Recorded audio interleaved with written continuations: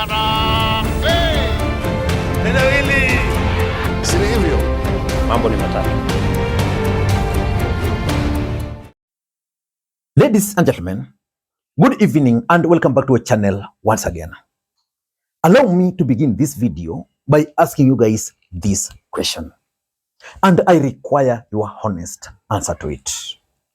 Between Uhuru Kenyatta, the former president, and William Samoei Arap Ruto, the president of the Republic of Kenya, who was Raila Odinga's genuine friend? I'm asking that question because during Raila Odinga's burial, that discussion emerged. Uhuru Kenyatta was well received in Kasarani. He was also well received in Bondo. And Uhuru Kenyatta did something which shocked the entire country after the burial. Uhuru Kenyatta spent his night in Siaya County. And the first thing he did the next day was to visit Raila Odinga's grave. Kenyans were really shocked by that move by Uhuru Kenyatta. And most Kenyans alleged at that time that Uhuru Kenyatta was the true friend to Raila Odinga. At the same time, William Ruto also did something which probably even Uhuru Kenyatta might not have done. The president decided to honor Raila Odinga with a state funeral. He did everything within his power as the president. But the question remains, who between them was Raila Odinga's genuine friend? Ladies and gentlemen, last week, ODM celebrated its 20th anniversary. And Raila Odinga, before passing on, had invited the ODM founding members to a dinner. In his absence, that dinner happened. Uhuru Kenyatta was absent. William Samoei Arap Ruto was physically present. But something happened which is actually the basis for this analysis. Uhuru Kenyatta decided to deliver his message directly to one man, Edwin Sifuna. Let me ask you this question.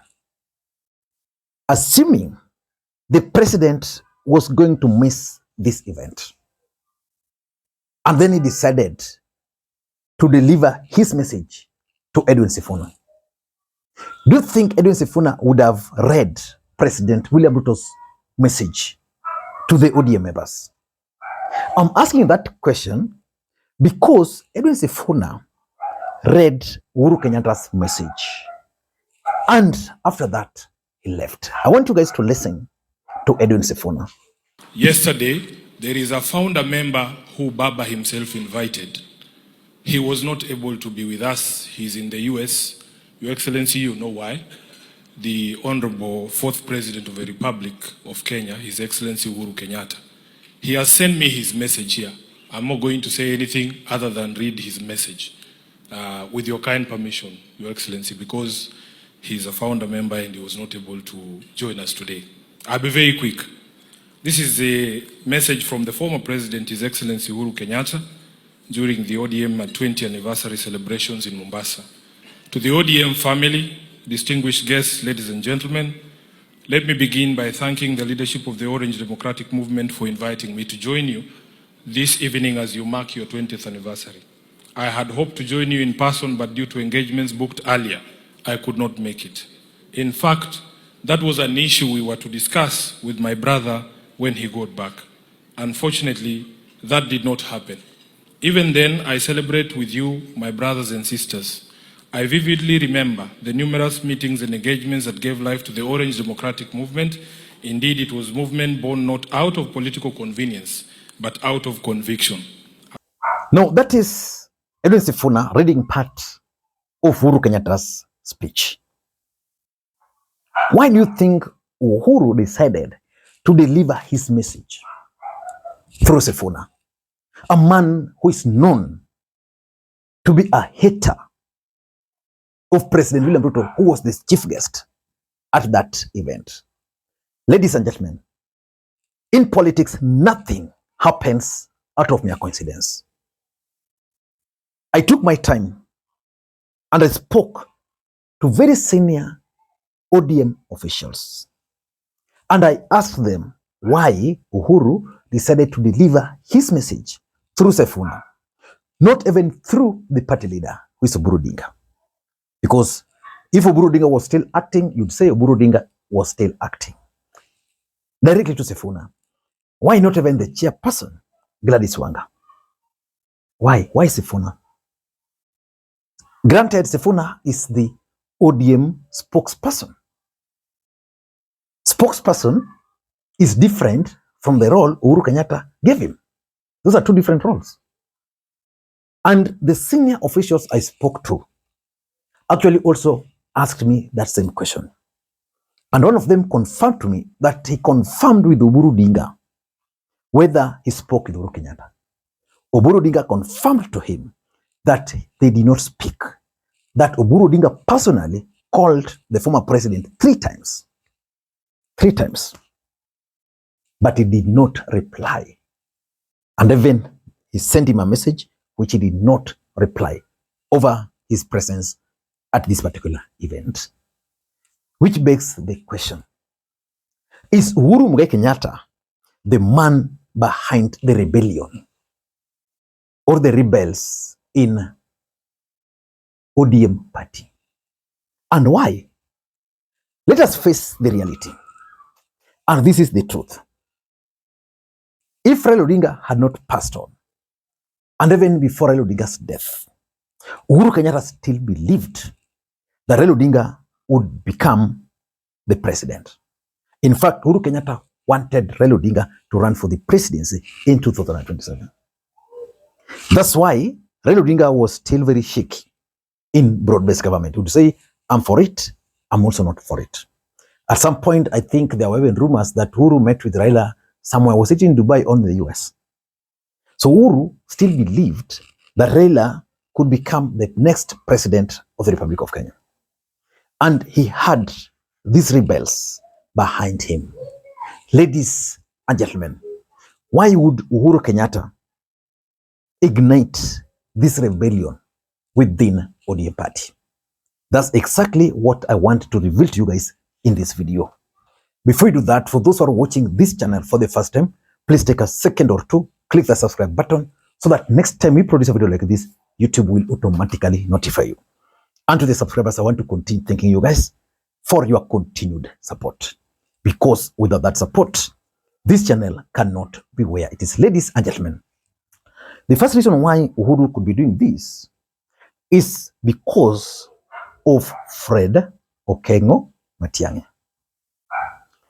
Uhuru Kenyatta wanted Raila to run.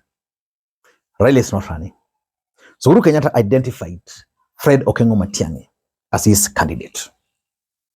The truth is, if you look at the Kenya Moja and the way they've been operating, clearly someone was or is behind them. In that camp, we have Caleb Amisi. In that camp, we have the Githuguru member of parliament, Gathoni Wamuchomba. In that camp, we have Anthony Kibagendi. In that camp, we have who?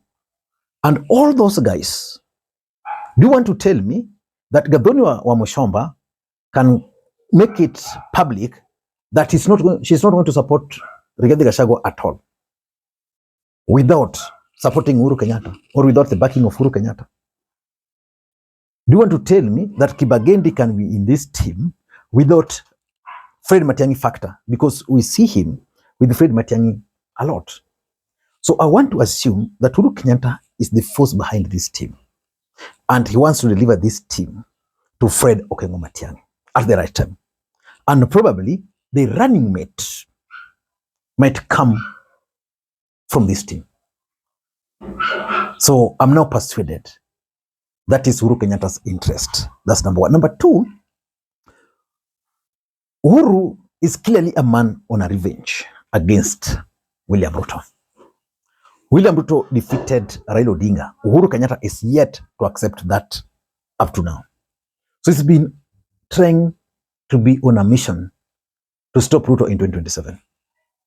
The truth is, by splitting ODM party, the intention is clear. Deny William Ruto the much needed ODM support.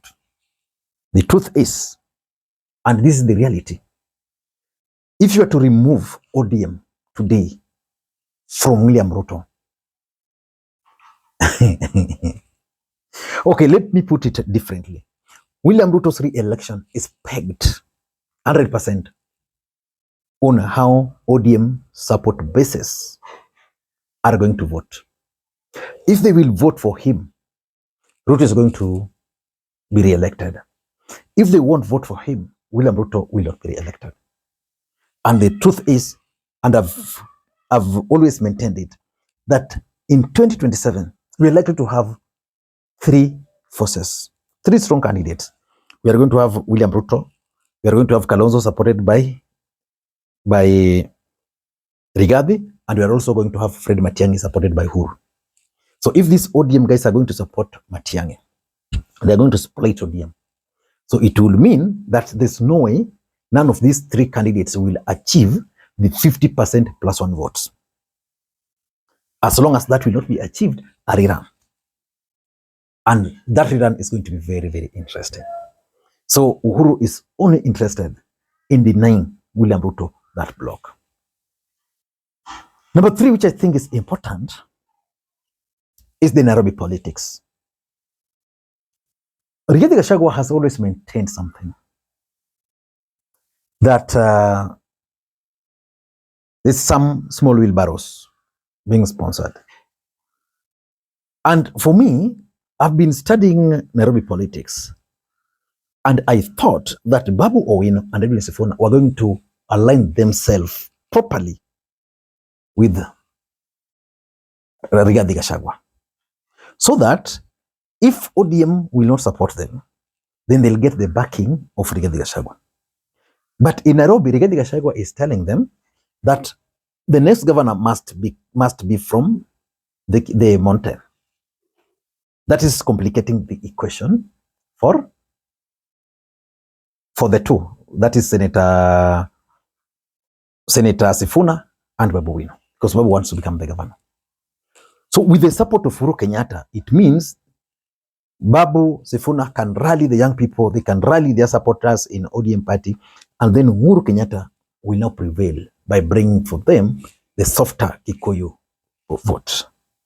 So I'm looking at it from that perspective, that Uhuru would want now to control Nairobi politics, but using Sifuna and using Babu Owino. And lastly, maybe Uhuru Kenyatta wants to use this as part of his bargaining power. He wants to negotiate. He wants to bargain. You'll be asked, what are you bringing on the table? You will bring Matiang'i, he will bring this thing. I mean, that will be good for him if you were to ask me. Ladies and gentlemen, I don't know what you think. That's my take. Until next time, this is Lee Makwiny. Bye-bye.